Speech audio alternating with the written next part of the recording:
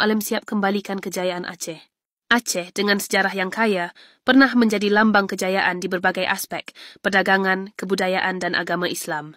Di bawah kepemimpinan Sultan Iskandar Muda pada awal abad ke-17, Aceh mencapai puncak kejayaannya, membuktikan kepada dunia wilayah ini pusat peradaban memiliki kekuatan dan pengaruh sangat luas.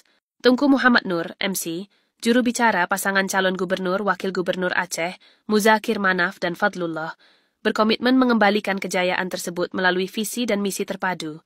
Sejarah menunjukkan Aceh memiliki bandar transit strategis, menghubungkan pedagang Islam di barat, dengan kekuatan maritim tangguh serta armada laut yang kuat. Peluang ini menjadi pijakan menggali kembali potensi ekonomi yang ada. Visi pasangan Mualim Dekfat memanfaatkan warisan kejayaan tersebut dan menerapkannya dalam konteks pembangunan moden berkelanjutan. Mencapai tujuan tersebut, diperlukan pendekatan holistik dan sesuai dengan nilai-nilai lokal diwariskan nenek moyang. Pendekatan pembangunan Aceh dirumuskan mencakup beberapa prioritas, di antaranya peningkatan infrastruktur di berbagai sektor. Mualim Dekfat berkomitmen membangun jalan menuju kebun-kebun masyarakat secara bertahap. Guna memotivasi masyarakat kembali berkebun sesuai komoditas unggulan dan struktur tanah di daerah masing-masing. Langkah ini tidak hanya meningkatkan kesejahteraan ekonomi, tetapi juga memperkuat ketahanan pangan masyarakat Aceh. Pentingnya membentuk dan mengaktifkan kembali Seunebok sebagai unit produksi pertanian menjadi fokus dari misi pembangunan. Dengan fokus pada tanaman palawija dan sayur-sayuran, masyarakat Aceh lebih mandiri memenuhi kebutuhan pangan mereka tanpa harus mengandalkan pasokan dari luar. Ini langkah strategis mengurangi ketergantungan pada barang dari luar Aceh, sekaligus menciptakan lapangan pekerjaan bagi penduduk lokal.